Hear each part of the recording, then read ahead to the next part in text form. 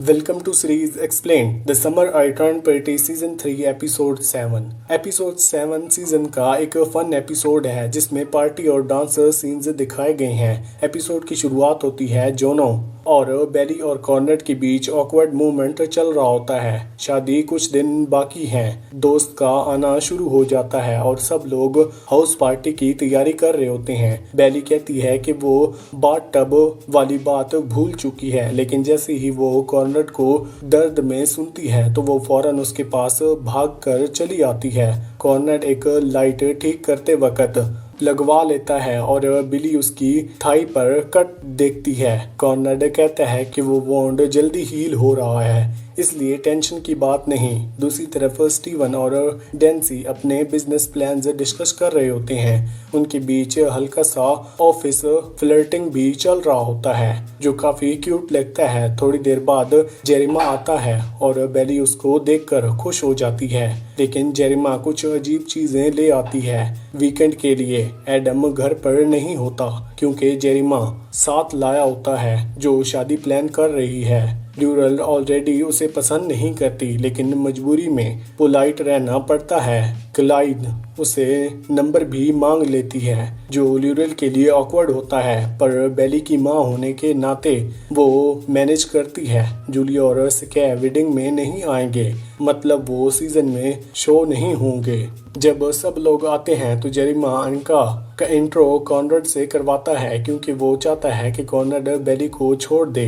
Anika interested लगती है और थोड़ी अजीब कन्वर्सेशन भी होती है। इसी बीच जेरिमा और टै किस करते हैं जो सिचुएशन और ऑकवर्ड बना देते हैं। दूसरी तरफ टाइलर स्टीवन की विंगमैन बनती है और डेनिस के साथ उसका वाइब नोटिस करती है। स्टीवन को टाइलर पर ट्रस्ट है, इसलिए वो उसे इजी फील करता है। कॉर्नेट और जेरिमा आपस में बात करते हैं जहां जेरिमा बताता है कि उनके डैड ने उसे फुल टाइम जॉब ऑफर किया है। कॉर्नेट अपसेट हो जाता है और कहता है, मैं नहीं चाहता कि तुम डैड के फुटस्टेप फॉलो करो।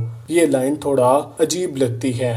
बाद में जब हरकोइन वैसे टूट जाता है, कॉर्नेट क्लीन करने का ऑफर देता है, लेकिन बेली कहती है कि वो और जेरिमा साफ करेंगे। लेकिन इंटरेस्टिंग बात ये है कि बेली बाथरूम के एयर ड्रॉन्स भी कभी क्लीन नहीं करता। जेरिमा को इस बात की परवाह नहीं होती और वो हेल्प भी नहीं करता। रात को जब सब बाहर होते हैं और बेली अपनी बेलकोरेट के लिए रेडी हो रही होती है, तब जेरिमा छुप कर उसके साथ थोड़ा फ्रीकी टाइम गुजार लेता है। शायद ये उसका लास्ट इंटीमेट मोमेंट दिखाया गया है, इसलिए सीन को ज्यादा हाईलाइट किया गया है। फिर शुरू होता है ड्रिंकिंग पार्टी और हैपिंग का सिलसिला।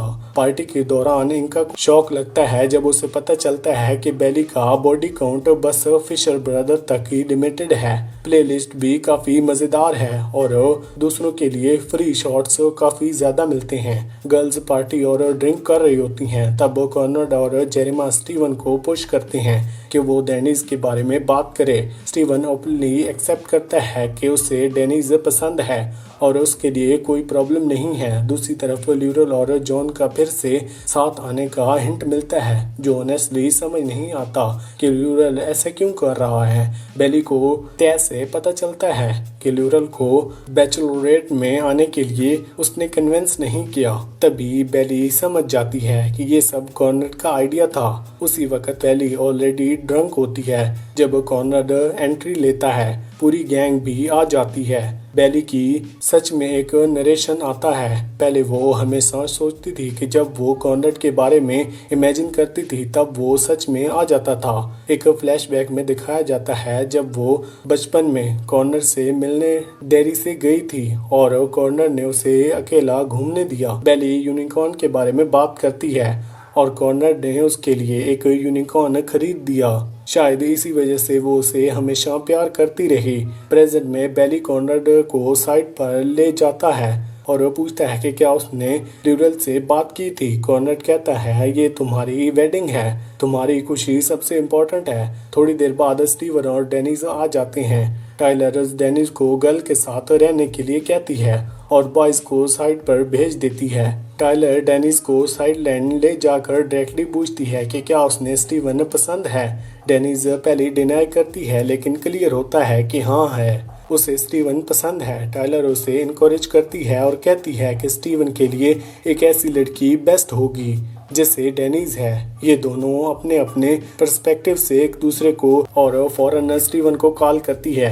रात के एंड पर वो स्टीवन को अपने रूम बुलाती है, लेकिन वहाँ लुसिडिया ऑलरेडी ड्रंक होती है। स्टीवन उनकी मदद करने लगता है। उसी वक्त लुसिडिया अपसेट हो जाती है क्योंकि टाइलर ने उसे उनको नीडी और क्लिंगी बोला था। टेली ने कुछ गलत नहीं कहा था, लेकिन उस वक्त लुसिडिया ड्रंक और हर्ट थी, इसलिए उसने पर्सनली ले लिया। ये लग रहा है कि लुसिडिया अब शायद सिचुएशन को और मेस अप करेगी और शायद स्टीवन फिर से टाइलर की तरफ लौट आएगा। बार के अंदर जेरिमा कॉर्नर को कहता है कि वो और बेली अब फैमिली बनने वाले हैं, इसलिए कॉर्नर को इतनी टेंशन लेने की जरूरत नहीं।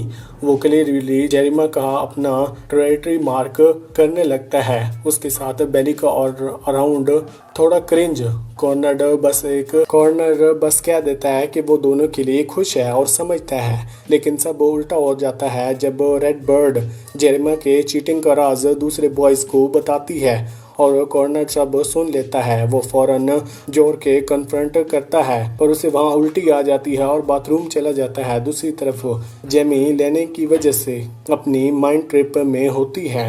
उसके दिमाग में सिर्फ कॉर्नर और उसके पुराने मोमेंट्स फ्लैशबैक हो रहे होते हैं। टाइलर उसे बाथरूम में संभालती है और उसकी बेस्ट फ्रेंड वाली रोल प्ले परफेक्टली निभाती है, लेकिन बेली क्लियरली रियलाइज करती है कि वो अभी भी कॉर्नर से प्यार करती है।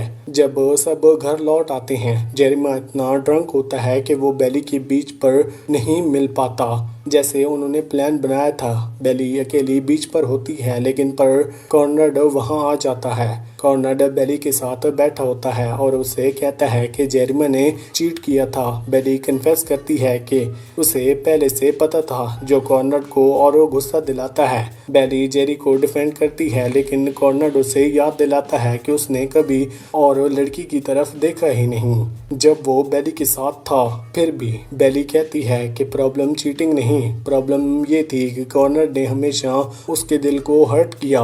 वो कॉर्नर से कहती है कि तुम ये सब सिर्फ इसलिए कह रहे हो क्योंकि मैं जेरिमा के साथ हूँ, तुम मुझसे वाकई ही प्यार नहीं करते।